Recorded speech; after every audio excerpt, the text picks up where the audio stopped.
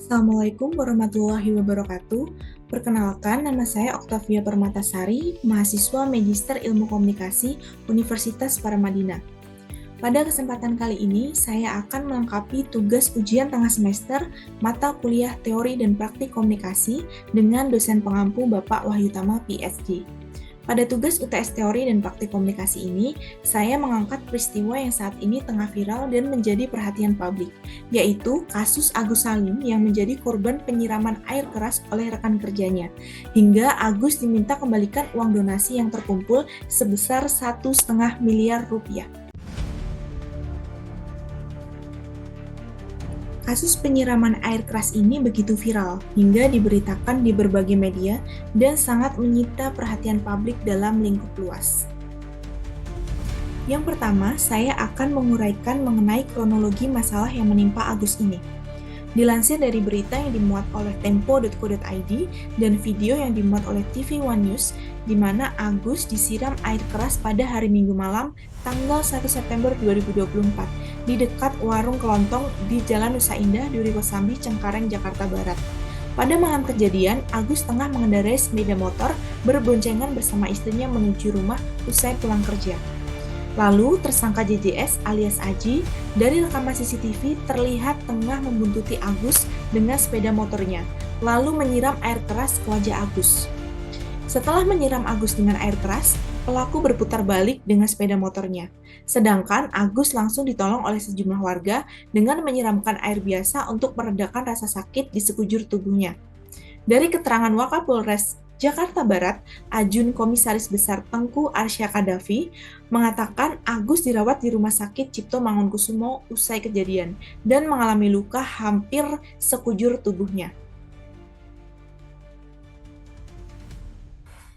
Motif JJS alias Aji melakukan penyiraman air keras terhadap Agus berdasarkan pemeriksaan pihak kepolisian, dirinya mengaku sakit hati dengan Agus karena kerap dimarahi saat bekerja.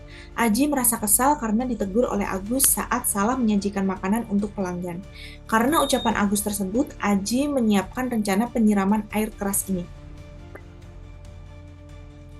Akibat perbuatan JJS alias Aji, polisi menetapkannya sebagai tersangka dengan jerat pasal 351 ayat 2 Kitab Undang-Undang Hukum Pidana. Pelaku diancam hukuman maksimal 5 tahun penjara. Diketahui Agus berumur 33 tahun merupakan leader di kafe tempat dirinya bekerja. Sedangkan JJS alias Aji berumur 18 tahun merupakan karyawan baru yang baru seminggu bekerja dan menjalani masa training. Nah, berdasarkan kronologi kejadian yang menimpa Agus tersebut, saya akan menganalisis peristiwa tersebut menggunakan salah satu model komunikasi dengan menonjolkan pembahasan konsep utama dari model komunikasi. Selain itu, juga akan dijelaskan mengenai teori komunikasi yang digunakan dan perspektif komunikasi yang ada. Yang pertama, saya akan menganalisis peristiwa tersebut dengan menggunakan model komunikasi Wilbur-Schramm. Menurut Schramm, komunikasi adalah upaya yang disengaja untuk membangun commonness atau kesamaan di antara pengirim dan penerima pesan. Penafsiran terhadap pesan selanjutnya tergantung sepenuhnya pada si penerima pesan. Berdasarkan hal itu, Schramm mengenalkan konsep mengenai field of experience atau wilayah pengalaman sebagai unsur yang menentukan kesesuaian antara penafsiran pesan oleh penerima dengan maksud yang dikehendaki pengirimnya. Dalam kasus ini, field of experience yang dimiliki sangat berbeda antara Agus dan JJS alias Aji.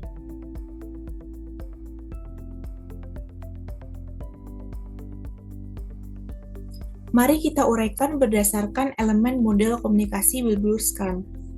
Yang pertama, source. Source adalah pihak yang memulai komunikasi atau sumber dari pesan yang akan disampaikan.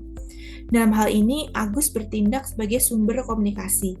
Agus memiliki informasi, gagasan, dan instruksi yang disampaikan kepada Aji agar dapat memperbaiki kesalahan dan kinerjanya dalam bekerja. Dalam kasus ini, sebenarnya niat Agus hanya sekedar memberikan teguran untuk membantu Aji meningkatkan kualitas kerjanya. Lalu kemudian encoder. Encoder adalah proses di mana sumber, yaitu Agus, menyusun atau mengodekan pesan yang ingin disampaikan ke dalam bentuk yang dapat dipahami oleh penerima. Dalam komunikasi tatap muka, seperti teguran langsung, encoding ini dilakukan melalui pemilihan kata, nada suara, bahasa tubuh yang digunakan Agus saat berkomunikasi dengan Aji.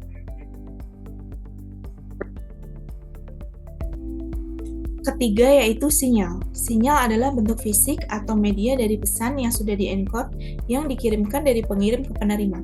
Dalam komunikasi tatap muka, sinyal ini bisa berupa kata-kata yang diucapkan Agus, ekspresi wajah Agus ketika berbicara, gerak tubuh, dan nada suara yang dikeluarkan oleh Agus. Dalam hal ini, sinyal yang digunakan Agus adalah kata-kata verbal memberikan teguran. Hal ini mungkin saja juga disertai dengan ekspresi serius dan nada suara yang tegas. Sinyal tersebut dikirimkan secara langsung kepada Aji, sehingga dapat dengan kuat memiliki potensi dalam mempengaruhi efek emosional dan psikologis Aji.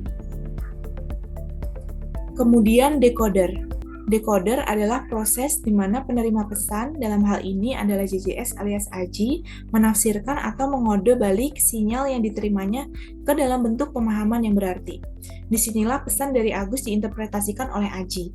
Proses decoding dipengaruhi pula oleh perasaan, pengalaman, dan kondisi emosional dari Aji saat menerima pesan tersebut. Dalam kasus ini, Aji mungkin mengalami decoding yang bias atau negatif, karena perasaan sakit hati atau frustasi yang ia alami. Teguran dari Agus bisa saja diartikan sebagai bentuk penghinaan, sehingga dirinya merasa terganggu dengan sikap Agus tersebut. Lalu destination. Destination adalah pihak penerima pesan atau pihak yang dituju dalam proses komunikasi, yaitu dalam hal ini adalah Aji. Bagaimana pesan diterima dan diinterpretasikan akan menentukan efektivitas komunikasi. Jika tujuan Agus adalah memberikan masukan positif untuk kinerja Aji agar lebih baik, namun Aji menerima pesan ini sebagai hal negatif, maka tujuan komunikasi ini tidak tercapai. Komunikasi model Wilbur-Schramm ini dipengaruhi adanya field of experience atau wilayah pengalaman, di mana merupakan latar belakang pengetahuan, nilai, keyakinan, emosi, serta pengalaman yang dimiliki oleh masing-masing pihak dalam komunikasi, yaitu Agus dan Aji. Field of experience ini penting karena mempengaruhi bagaimana pesan dikirim, diterima, dan dipahami. Nah, di sini dapat kita lihat bahwa posisi Agus yang menjadi leader tentunya memiliki pengalaman kerja yang lebih banyak dibandingkan Aji. Agus mungkin memiliki standar kerja yang tinggi, sehingga dirinya mudah memberikan teguran demi perbaikan. Di satu sisi, JJS alias Aji yang merupakan pegawai baru dan lebih muda dari Agus mungkin memiliki penafsiran berbeda terhadap teguran yang diterima. Aji mungkin saja juga tidak terbiasa menerima kritik, sehingga apa yang dilakukan Agus bisa saja mempengaruhi kondisi psikologis dan emosinya. Sehingga terjadi kesalahpahaman yang berujung pada tindakan ekstrim dari Aji. Dengan demikian, perbedaan field of experience ini yang menjadi penghambat utama dalam komunikasi, menyebabkan proses encoding dan decoding pesan menjadi bias, yang akhirnya mengakibatkan komunikasi yang tidak efektif.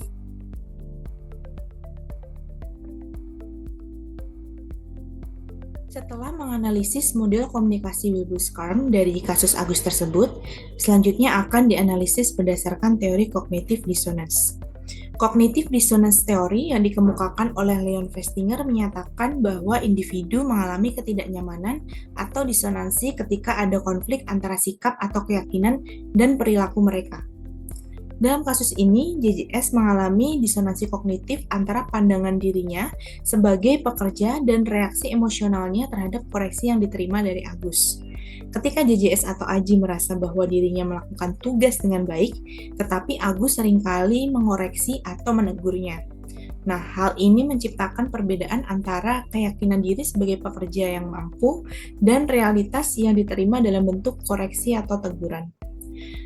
Poin-poin penting yang pertama, yaitu JJS alias Aji mungkin memiliki harapan tinggi tentang pekerjaan barunya. Namun kenyataannya berbeda. Teguran Agus membuat Aji merasa diremehkan atau tidak dihargai, sehingga muncul ketidaksesuaian antara harapan dan realita.